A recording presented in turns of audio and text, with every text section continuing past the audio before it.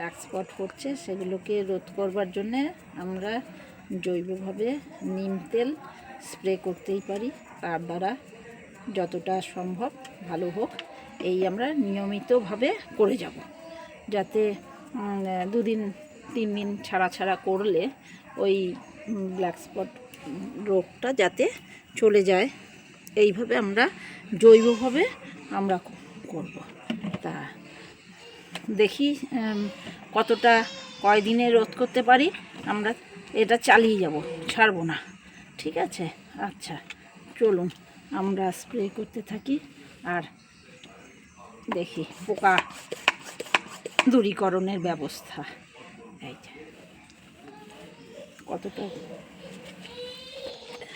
অল্পতে তো যাবে না, কয়দিন সমানে করে যেতে হবে। করতে করতে তারপর একটা এই যে সমানে করে যেতে হবে। আমাদের সব গাছগুলো নেতেই এরকমভাবে ধরছে এই একটা